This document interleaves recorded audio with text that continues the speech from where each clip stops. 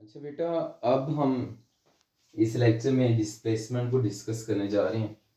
Actually topic वही है, but उसका सब टॉपिक है जो कि अलग से लॉन्ग क्वेश्चन में आ सकता है। इस पे आप 3 स्टार्स लगा लें। तो डिस्प्लेसमेंट के बारे में हमने डिटेल्स करनी है। तो डायग्राम वही है कि पॉइंटर P1 है, वाइब्रेट कर रहा है, यानी सिंपल हार्मोनिक मोशन कर रहा है, और पार्टिकल P है जो कि सर्कल में यूनिफॉर्म सर्कुलर मोशन कर रहा है। ठीक है, तो देखें इसका हमने इस पॉइंटर P1 का डिस्प्लेसमेंट देखना है, या ये जो पार्टिकल है इसका प्रोजेक्शन बनेगा डायमीटर के लॉन्ग, और इस प्रोजेक्शन का हमने इस डायमीटर के लॉन्ग इस प्रोजेक्शन का हमने डिस्प्लेसमेंट देखना है। तो दो बातें मैंने की, पॉइंटर P1 का या इस पार्टिकल P के प्रोजेक्शन का डिस्प्लेसमेंट हमने देखना है। ठीक है, तो कैसे निकालेंगे बेटा, इसकी तरफ हम चलते हैं। तो देखें, लेट करें ये पार्टिकल P जो सर्कल में मूव कर रहा है ये यहाँ पे आ जाता है, तो इसका प्रोजेक्शन ये बनेगा, और ये इसका रेडियस है जिसको मैंने किससे लिख दिया, x0 से लिख दिया। और यहाँ पे इसका देखें ये एंगल भी बनेगा, ये हॉरिजॉन्टल लाइन है, तो ये इस OP वेक्टर का, ये OP वेक्टर है जिसका x एक्सिस के साथ एंगल क्या बन रहा है, थीटा बन रहा है। ठीक है, और ये एंगल ऊपर भी बन रहा है।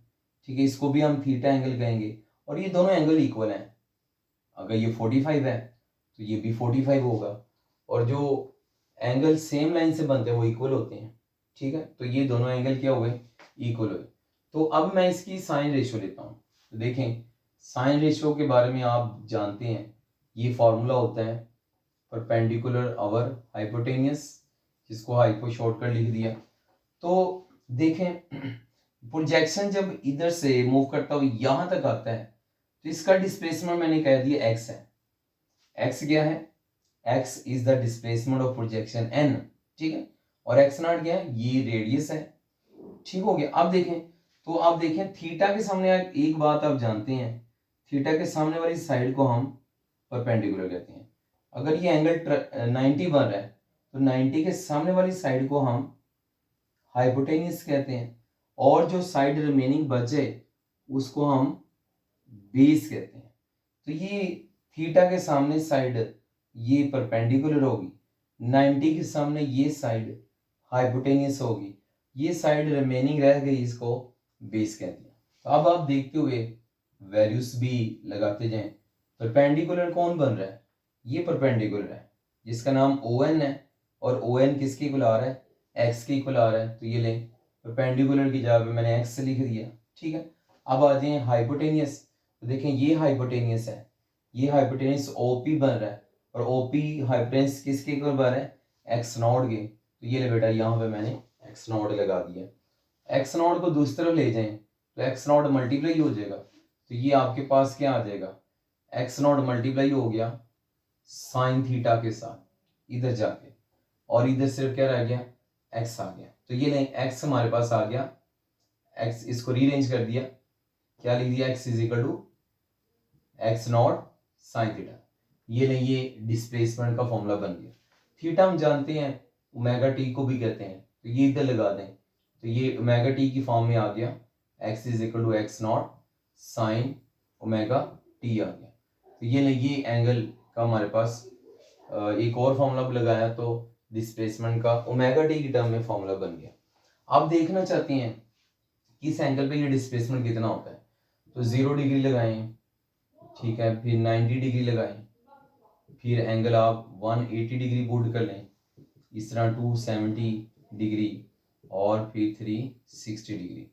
तो देखें 090 को π/2 रेडियन कहते हैं, 180 को पाई रेडियन कहते हैं, और 270 को 3π/2 रेडियन कहते हैं, और 360 को 2π रेडियन कहते हैं।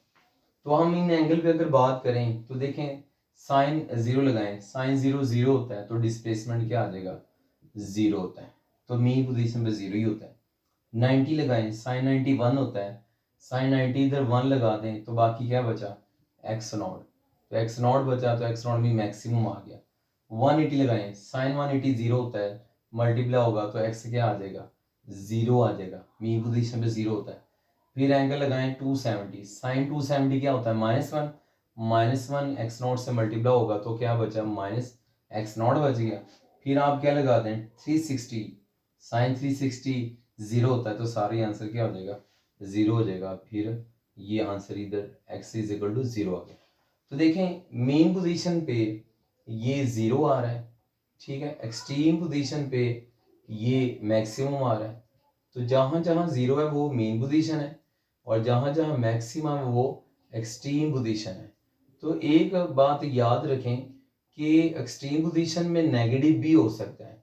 देखें ये एक्सट्रीम पोजीशन एक प्लस एक्स नॉट आ रहा है और एक एक्सट्रीम पोजीशन में क्या आ रहा है माइनस एक्स नॉट।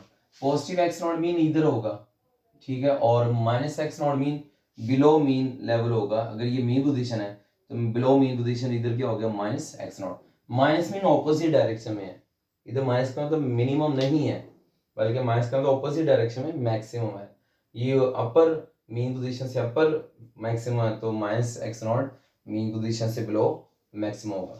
ये जो थीटा है इसको फेज ऑफ वाइब्रेशन भी कहते हैं, फेज एंगल को कहते हैं। वाइब्रेशन अभी आपको पता है पॉइंटर P1 वाइब्रेट कर रहा है, तो पॉइंटर P1 अगर वाइब्रेट कर रहा है तो ये इसका एंगल बता रहा है, ठीक है, यहाँ प्रोजेक्शन का एंगल बता रहा है, प्रोजेक्शन डायमीटर के होंगे, इसीलिए इसको फेज ऑफ वाइब्रेशन भी कहते हैं क्योंकि ये वाइब्रेशन की स्टेट बताता है, ठीक है। और इधर देखें ये फंक्शन ऑफ टाइम के लिहाज से अगर हम देखें इधर ओमेगा टी आ रहा है, ठीक है, तो ये एक्स जो है वो टी टाइम का फंक्शन है, या मैं ये कह सकता हूँ ये डिस्प्लेसमेंट एंगल का फंक्शन है। और एंगल के अकॉर्डिंग हमने ये देख लिया। तो इसकी अगर मैं वेव्स बनाऊं तो वेव आप अगर देखें तो वो अगेन इसी तरह एंगल के अकॉर्डिंग बनेगी। तो ये मैं रिमूव कर रहा हूँ क्योंकि यहाँ पे मैं वेव ड्रा करने लगा हूँ इसकी। तो देखें यहाँ पे अगर वेव ड्रा करें पार्टी पॉइंटर P1 या प्रोजेक्शन N यहाँ पे है, ये दोनों एक टाइम पे इधर आए तो ये वेव भी इधर आ गई। दोनों एक टाइम पे मीन पे आएंगे वेव भी मीन पे आ जाएगी। दोनों एक टाइम पे बिलो एक्सट्रीम आएंगे तो वेव भी बिलो एक्सट्रीम आ गई। दोनों एक टाइम पे राउंड ट्रिप कंप्लीट हो जाएगा तो इधर से वन वेव भी कंप्लीट हो जाएगी। तो देखें जैसे ये इधर वाइब्रेशन एक होगी तो इधर से वन वेव कंप्लीट हो जाएगी। तो देखें मैं इसको बॉडी लैंग्वेज से बना रहा हूँ, और कीजिएगा कि पार्टिकल पॉइंटर P1 वाइब्रेट कर रहा है और साथ ही एक वेव बनती जा रही है। तो ये हमने थ्योरेटिकल बनाई वेव, ठीक है। थ्योरेटिकल कैसे बनाई कि हमने सिंपल हार्मोनिक मोशन को यूनिफॉर्म सर्कुलर मोशन से रिलेट करके इधर वेव बना दी, थ्योरेटिकल वेव यहाँ पे ड्रा कर दी। और अभी एक बात याद रखनी है वो ये कि जब वाइब्रेशन होगी तो वेव प्रोड्यूस होगी। अगर इधर वन वाइब्रेशन होगी इधर वन वेव प्रोड्यूस होगी, अगर टू वाइब्रेशन होगी तो इधर टू वेव्स बनेगी। अभी मैंने एक वेव बनाई है जिसमें एक क्रस्ट और एक ट्रफ आ रहा है। अगर एंगल देखें तो इधर एंगल क्या आ रहा है 0, इधर पाई2 मीन 90, इधर पाई आ जाएगा मीन 180, इधर आ जाएगा 3π/2 मतलब 270 और इधर आ जाएगा 2π डिग्री में 360 डिग्री होता है, ठीक है बेटा। ये हमने इंस्टेंटेनियस डिस्प्लेसमेंट या सिंपल डिस्प्लेसमेंट की बात करनी, ठीक है बेटा। Any question?